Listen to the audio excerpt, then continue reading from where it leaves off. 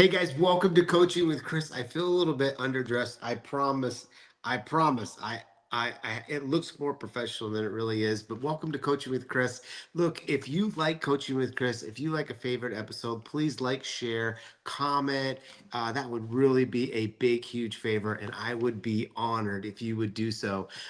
By the way, majority of our listeners listen to either on Spotify or Apple, and they would prefer to listen. I would like them to engage and be able to be live on Facebook, which we have. But if you can't do it and you got to listen, make sure you tune in, check in, because this is another episode that you aren't going to want to miss. Now, it is one of my faves, one of my favorite events. We're going to talk about it, and a really cool company with a great story. Basically, how they started. I remember meeting them at one of their first Christmas parties to what it is today. It is just remarkable of what these guys have done. But I think they've also built one of the most creative, one of the favorite of mine to be able to speak. Like, I got to kind of fight to be able to even speak at this thing. It's so cool. We're going to talk about MortgageCon. John, how are you?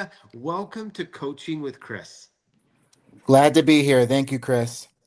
So, guys, everybody wants to know the story, right? I mean, there's loan originators across the country. They're just trying to decide whether you're in retail. I got a lot of retail audiences that listen to Coaching with Chris. And if you don't know about Mpire, you're going to know about them by the end of this call. And you're also going to know about MortgageCon and why you should go. And it's coming up, and you still got some time to go. I think you still got some tickets left, but we'll talk about that definitely at the end. But who wants to start? Like, this amazing company that you built, how did it come about? I'll start, Joe. A lot of mistakes. First of all, Chris, Yeah. mortgage is mostly all I've ever known, and through the banking world and retail world and banker everything, I learned a lot of things I loved, a lot of things I didn't love, and ultimately, we just wanted to create a home for the modern originator that could kind of create their own dream career. So that was the focus, and then we kind of went about it in a few unique ways. I would say that, when you think about Empire, this might be a tough question, but I think it's easy for you guys. But like, you've worked in retail, I mean, you've done a lot of the different facets. Why is your model the best? I like to think that the entrepreneurial LO is really the best LO out there in my mind. And I feel that we built our company for the entrepreneurial spirit, where we built, in my opinion, a very fast car, and we hand over the keys and let them drive. We want them to build whatever company they want to within a company, and we're going to help give them the tools and resources to succeed, keep them compliant, and like I said, let them build their dream model, their dream lifestyle of a career. Yep. Yep. So now, fast forward all the way to today, how many loan officers and what does the company look like today? And what are you the most excited about in 2026? So we sit, I want to say, upwards of 200. We should close. We're still having some final numbers trickle in, but just short of $1 billion. And I think that will be close to double next year. What I'm most excited for is we have some really great people coming over, probably some familiar faces you'll see, Chris. And, the technology that we're rolling out is, I'll put it up there against anybody's. We're building it homemade, and it's unique. It's a bunch of great collaborative minds coming together to make a nice, easy to use, efficient product. And I think between the people and the tech that we're rolling out, culture and technology wins all the time. Yeah, it does. I've seen a glimpse of maybe some things. Maybe it's changed since I've seen some stuff, but it was really, really, really, really cool. And being an originator at heart and being in the weeds on that side, I think it's an amazing, unique tool that you guys have that you've built, and that is an advantage over maybe somebody else. I was talking to a group of originators that had went from the broker world, from the broker world to retail, and now absolutely hates retail and wants back to the broker model. And I'm like, but why did you switch in the first place? And they came up with this reason of support, process, and ease. And I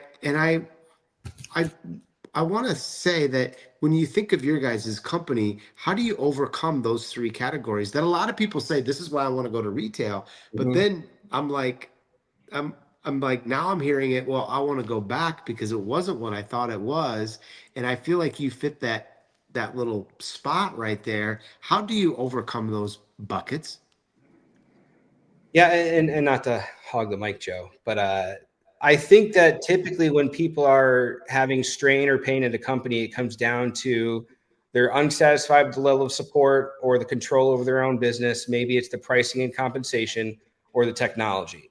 So those, and if you add in culture, those were the five aspects we tried to focus on: was adequate support in the broker world, full control over your business as long as you remained compliant. We wanted to break down the myth that the broker world didn't provide great technology, and we wanted to compensate them better than anyone else in the industry. So I think that's the best parts of mortgage. And if we solve those problems, it's hard for people to find a better way to, or a better reason to go back to retail. Yeah. Yeah. Joe, what about you?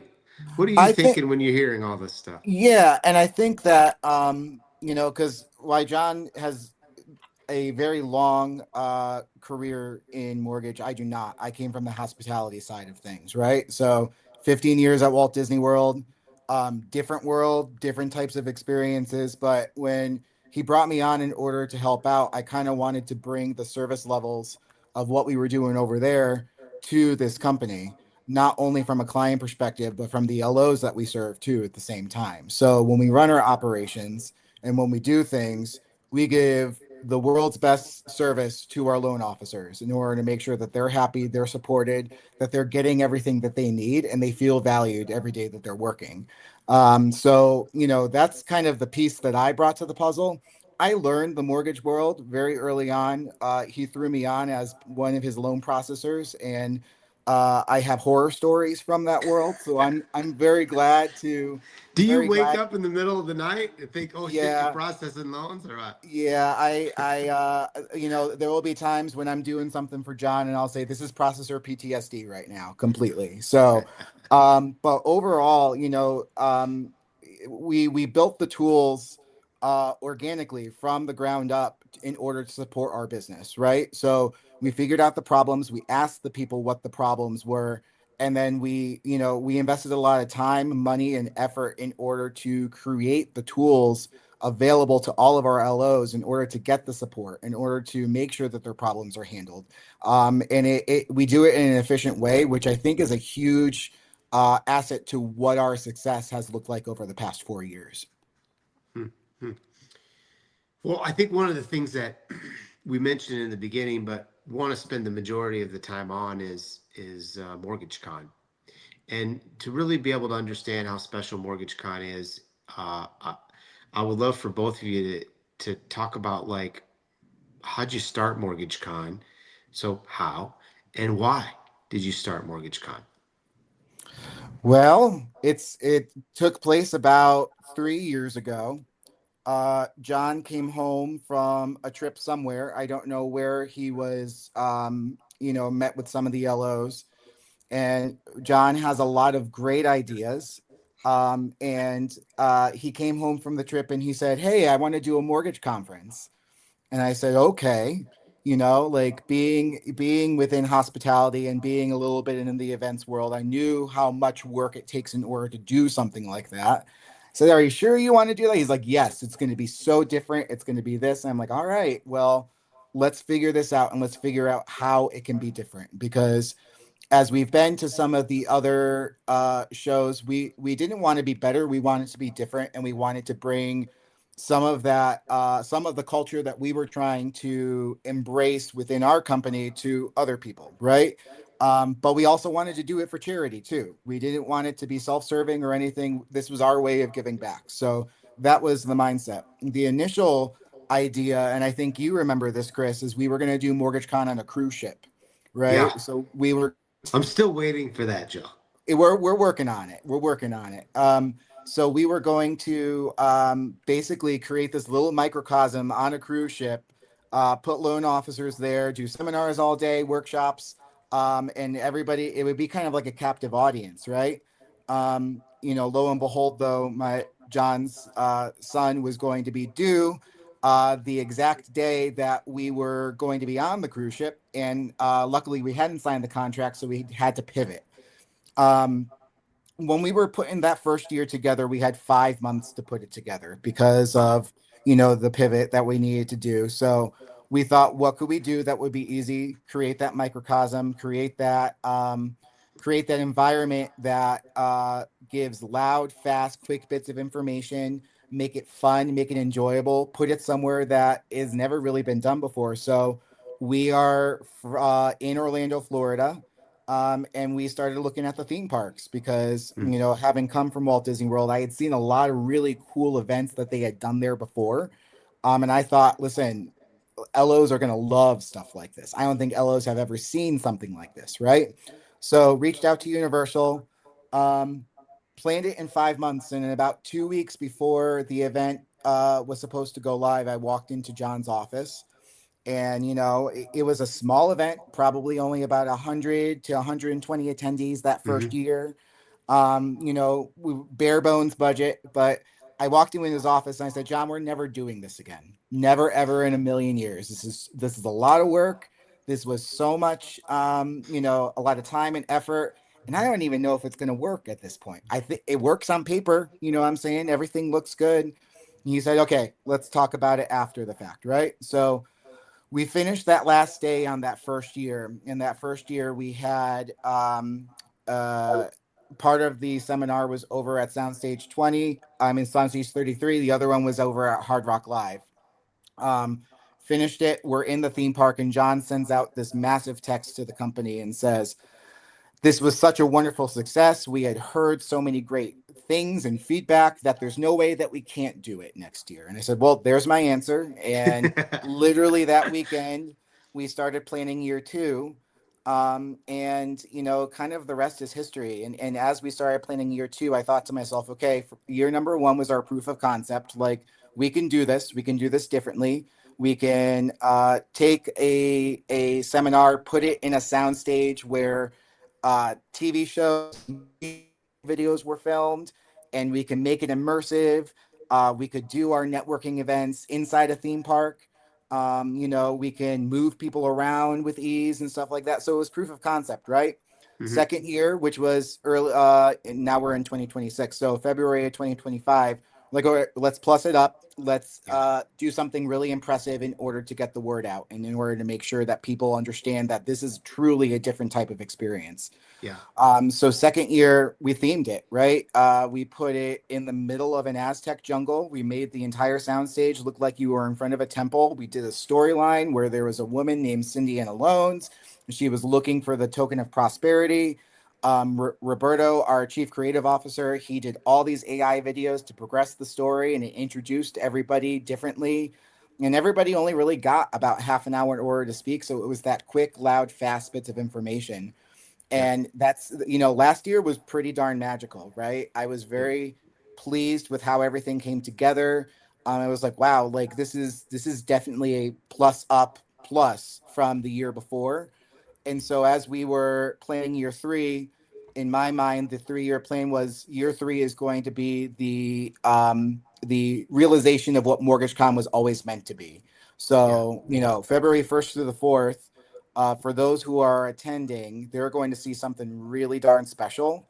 And it's going to be pretty cool. The thing that I will say is when we did that first year with our salesperson from Universal, and we're looking at price points or whatever, and we literally asked her on the tour, hey, what is the coolest event that you guys do here? Like, what is the bucket list? And she said, Harry Potter, the Harry Potter Yeah. lands, all that good stuff. And so in my mind, that was the goal. And here we are, year three, and it's happening. So um, I know that's me hugging the mic, John, but what does MortgageCon means to you, John, for the most part? You covered a lot of it. I'd say a new modern way to have a convention and learn and adapt to the modern originator, which is ADD and fidgety and, needs kind of like micro sessions of information and to raise money for kids. I mean, that's been our mission since the first one. So my hope next year is to make it bigger, Chris. I want to see if I can get some of our other broker owners involved and make this like a broker-led event where, the purpose is for charity and to bring awareness and see what we can do, Yeah. Yeah. You got some great speakers this year that I mean, let's talk about some of them that, you've worked hard of putting this whole thing together. It's 2 days jam packed. It's a cool party right into Harry Potter. Like this is just more than going into a big conference room. I wish I could explain it to everyone of the the stage, the theme, the video, the intro, the feeling, the sound system, uh, the amazing people that are in the room. Like just getting into the room is to me is a cool special part. But let's talk about some speakers and some of the things that you're excited about for 2026. Yeah, I love the speaker list we have, and I always draw a blanket we have, but we focused on trying to bring people that were recommended by previous members. So I know Renee Rodriguez is there. I always love hearing him. We Hmm. brought in Neil Dingra. We're doing a unique thing called duels. So panels are. I've always had a tough problem with panels, Chris. It's just I hate them. it's I freaking hate it, and it's slow, and I don't feel like people always have well thought out answers, or they ask for the questions in advance. I wanted people to basically get like 12 minutes, 3 slides, give me the best piece of information on a topic that you can, and have the audience vote on like a quote unquote winner. And not hostile, but just what can you tell me about leadership? That's the best 12 minutes that you can tell me that gives value to the audience. So we did things like that. Um, and Jamie Miller's coming back. Rebecca Love Richards. him. Yeah. Who else, Joe? Help me out. Kyle Draper will be back. Sean Kaplan. Um, John one Haddad. of our keynotes is Charlie Rocket, who's the benefactor of the Dream Machine, which is our charity this year, right? So, Like Charlie. um, yep, awesome guy. He'll be closing out the event. Jonathan Haddad will be there. It's a really cool lineup, and because of these duels, we were able to put a lot more people in, right? So the average time that we gave a speaker, and Chris knows this, is obviously Chris will be there again this year 3 in a row type thing, which we're super excited. Very But excited. we with that 10-minute format of the duels, we're able to put a lot more people in there. We're also really excited to feature some like boots on the ground loan officers who are up and coming. Chris, I know Milo Draven has been on this podcast Mm. before. We're going to be, he was That's speaking right. at AIM. He's going to be back here too. So it's just a really cool, cool lineup this year. It feels fresh. It feels different. And that's kind of what we plan to do every single year, is just kind of bring something new and different to the game. What I love about your lineup is it's diverse, and meaning that there are a lot of speakers there, and there are going to be a handful that really connect to you in the audience. Who, you guys listen. I promise you, there's going to be 3 or 4 that's just going to like speak right into you, and then you get the ability to be able to connect with them. Like they're not just like taken off. Most speakers hang out. They go to the stuff. They want to share, and then half of the room, no, most of the room all want to share and talk, and you will learn the most just by hanging out. And that's what's so cool about MortgageCon. So it's Universal Studios. It's February, Right. first week of February, and you can go to mortgagecon.com. Joe, is that And right? mortgagecon2026.com. So, MortgageCon2026.com. Get yep. your ticket. Don't wait. Because I'm telling you what, cool hotel, great spot, amazing parties. Like this thing is really fun. Even my wife says, like, uh, when's MortgageCon? And I'm like, It's February. I hope they bring me back. This is like a cool spot. You just don't want to miss it. If I say it's good, I'm telling you it is good. Let's go through a little bit before I let you go, which I appreciate you guys' time. I know you're hustling already in January here, but I've been doing an exercise with loan officers and realtors across the country of about completing and remembering 14 questions on 2025 that takes you through. Just got a text from a girl not very far from you in Alabama, and she said, "This was the hardest thing I've ever had to do. In a long time, I even cried." And I'm like, "Oh my gosh." And so 14 questions on 2025, 11 questions in 2026. And I want to give you one question on each side. You guys game? Yeah, let's do Sure. it. Okay, cool. So the first question's really hard. Uh, you wouldn't expect anything different from me, but it makes you think. And I'm gonna give you my word to this question first, and then I want you to come up with what you would. This means I'm giving you a little time to like think it through. So the question goes this: what would be one compliment that you have liked to receive in 2025 that you didn't get? And as you think that through, I want to tell you my word: sacrifice. I wish I would have been said, "Hey, look, the sacrifices and the things that you did in 2025 was worth it. Keep it up, keep going, because it will pay off in 2026 and 2027." So as you think through that little process, I don't care who goes first, Joe or John. Tell me what your word and what compliment you would like to receive and why. Oh boy. I'm going to go first. Um, I think my word is strength. Um, Mainly because uh 2025 was a huge building year for us, right? From a company perspective, from everything. And um there it was a lot of growing pains, a lot of challenging times, mainly because we worked our butts off in order to get Mhm. there, right? And so, what I'm trying to do as I go into 2026 is to find the strength in order to give more. So, I think that the compliment that I would have liked to have, hey, I appreciated your strength during that time. I Hmm. like to think that I'm pretty motivating, like I have everything, but I mean I just kind of have to pull more. I got two 7-year olds, a husband at home. There's a lot that's going on, right? And so I just need to find more strength and wished I had that going into 2025. The So, encouragement of it. yep. Cool. That's a good answer. Cool. John?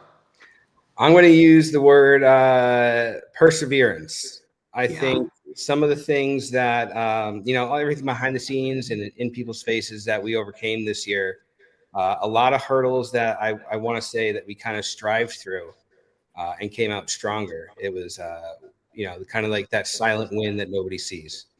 Yeah.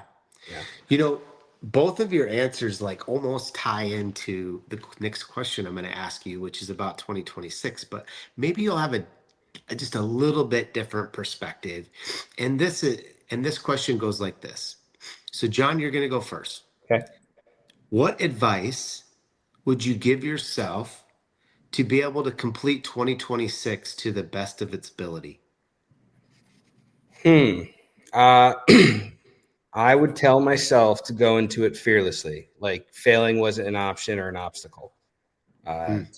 Try to accomplish my goals with everything that I have and not worry about anything else.